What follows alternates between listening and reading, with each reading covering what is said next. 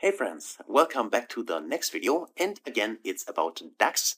But before we do this, let me actually rename the current page and call this ranking and dynamic ranking. Okay, like that for instance, right? That's just the name I'm gonna give it, and then I press Ctrl S to save it, so my report is saved.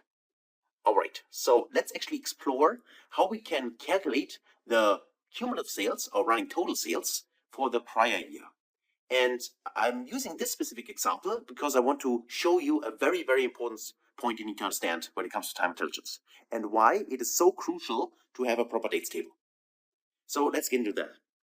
Let me click on the plus symbol here, and then let's get started and say we would like to see, maybe visualize here at first, our sales again. I'm referring to my dates table, and I'm using here the date, and I want to get rid of the day and also get rid of the quarter in here. I only want to display here the year and the month. That is totally fine. That's enough. And then I want to display my total sales. So let me check total sales here. All right, here we go. And also make this a little bigger. So the formatting option here is missing. Currently still missing at the on object from Power BI, which is this window here. So I need to go into the formatting option here and then adjust the font size here and simply type in here, for instance, 14. Okay. So this should be good enough on your screens. So far so good, we have the total sales. Now, in order to calculate the running total, we know we can do that using an expression. And if you remember, you can pause the video, but otherwise, let's just do it together. So for that, let's actually go to the cylinder icon here, to our data, and right click on the measures table, and then create a new measure. Now this measure here should be our cumulative sales. So I can name this, for instance, cumulative sales. So cum sales is equal to, and then I go to new line, and then I'm using the calculate function. Remember, because the cumulative function is the same as, for instance, time intelligence functions, we need to modify the context, the filter context, to get actually from October, for instance, not only the October value, but actually all the prior values, including October. So for that, we use calculate. Then we refer to our measure, which is the total sales in our case. And then we need to filter, use the filter function, filter. In this case, our table. The table is now either selected by the all function or the all selected function. In the first example, when we created this formula in our first data set, the advanced data set, the first one, we used all selected. And that's why I want to refer all selected again. And here I want to use from the dates table, the date column, this one here. This just means that we ignore the filters which are applied on the current, in this case, the current visual. And then we need to filter it down again, simply by doing, in this case, that the dates table, the date, this one here, is less or equal to the maximum, in this case, of, that's here, for instance, the order date from the orders table. So let me select this one here. So let's try it like that. Let's close this parenthesis here, and then also close the calculate function. Okay. And beside this, let's actually take this one here, Control C to copy it. I go back to my formatting here. I go to edit, and I just paste this inside. Click on format. Let's do its magic. And I have a bug in here. Interesting. Let's just check that. Is there a parenthesis missing? Let me just check. Total sales, filter, all selected. Dates table, date, that should be fine. Dates is equal to, okay, I got, actually, let's just check here, which is like that. Let me just press enter, let's just see. And that seems to be the case. Okay, I got one parenthesis too much. No, I don't get that. Filter, and let me close this here as well. Let's press enter. Out. That should be fine actually. So let me just copy this again. Maybe I was a little too fast. So where is it? The cumulative sales. Here we go. I take this here, Control C to copy it. I go back to my here, and let me just paste this inside. Control V to paste it. And obviously one of the parentheses is missing. So let me format it again.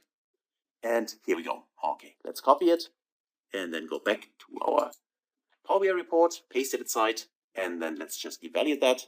Press enter. Say this is a dollar amount. I would like to have 2 decimal numbers. Press enter in here. And then we can simply visualize that here. Go to cumulative sales. and we can see that this works. Okay, so here we have the first value, then here this is the sum of the first two values, and so on, right? Okay, and of course at the end here in May we have the last value here. That is totally fine. Now, in order to get the cumulative sales but shifted 1 year, so for the last year, what we need to do is at first create the formula or the calculation DAX expression for the prior year sales. And you already know that there are two options which you can use, which is the same period last year, as well as the date add function. Now, I personally prefer the date add function because it's more flexible, as we have already learned. So let's do the measure with the date add function. Click on new measure in here, and then say for this one, this will be simply the total sales. Let's call it total sales LY for last year is equal to, and I go to new line and say this is simply calculate. The expression is the total sales, and then we say for the filter we're using the date add function, date add, and we say for the dates we're referring to the dates table date, this one here, and then for the comma for the intervals -1, and then for the interval itself it is the year, right? Because we want to shift 1 year back. So like that, and then we close the calculate function and we should be good to go. So let me just press enter. Okay, and now let's actually take a look at that. Let's click on total sales last year, and of course we'd like to format this. Go also here and click on the dollar symbol, and also on the decimal, only 2 decimal numbers. Okay, and now we can clearly see that this value here is appearing here, this value here is appearing here, and so on. Okay, so that totally works exactly like we expected. So July was the first entry in this data set, and that's why it started here also in July 2022 in here. And of course now we could compare the total sales with the prior year sales, right?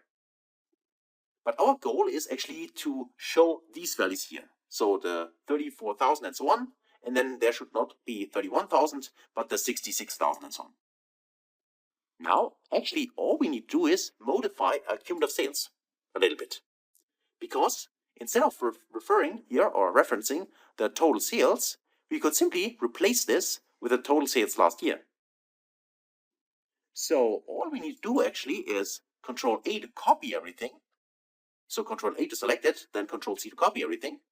And then let's create a new measure, right click, new measure. And then in here, we just paste it like that. And then of course we need to rename it because we can only give the name once. So last year, like that.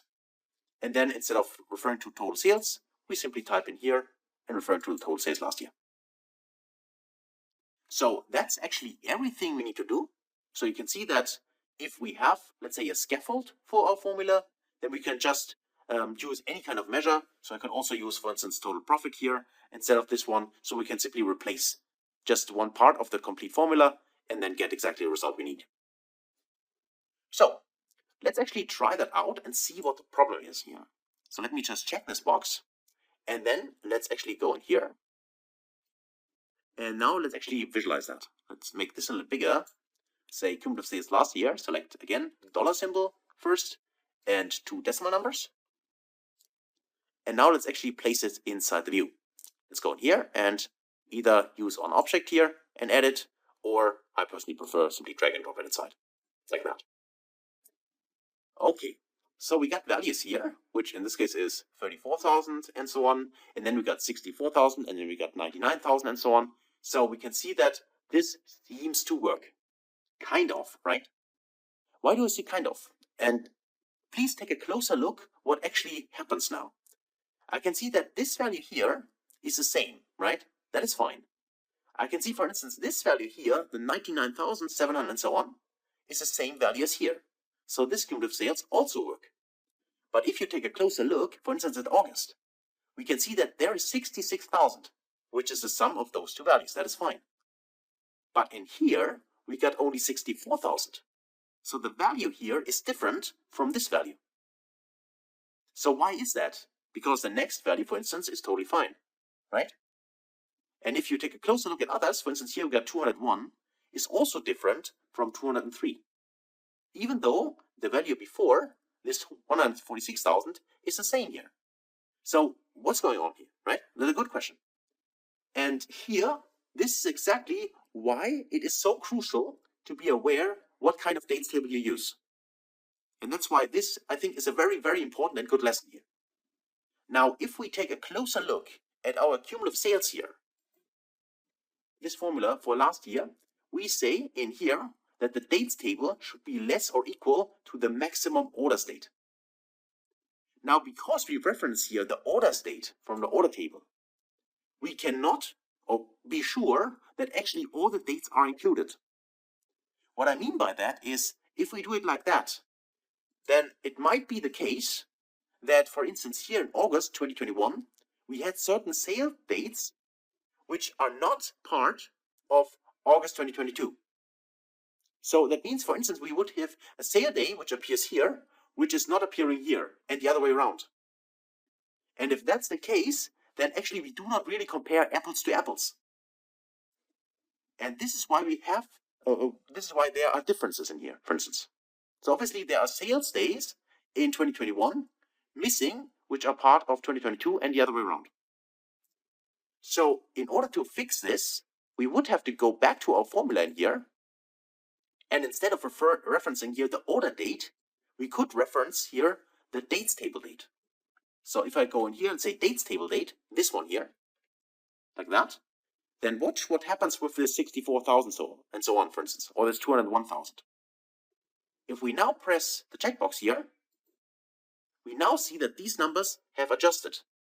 And we can clearly see that this 66,000 and so on is now the same value as here. The same is true, by the way, for the 203,000 and so on, and also for all the other values.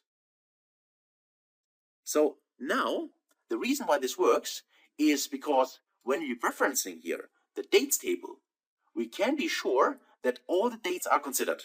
Even dates where, for instance, are part of the orders date of the orders table in 2021, but not in 2022. Simply because, for instance, there is the 31st of August, and in 2021 we haven't sold anything, and in 2022 we have sold something, right? This could be the case. But this is completely ignored if we reference the dates table, because the dates table always contains all the dates. So hopefully you understood the issue and also have seen what the solution is.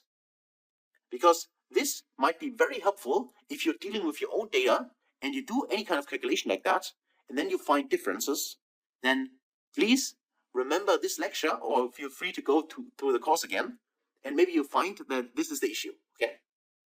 So, as I said, hopefully that was helpful. You have seen the problem, we have fixed it together, and that's it actually for this video. So, thanks a lot for watching, and also then hopefully see you in the next video. Until then, best guys.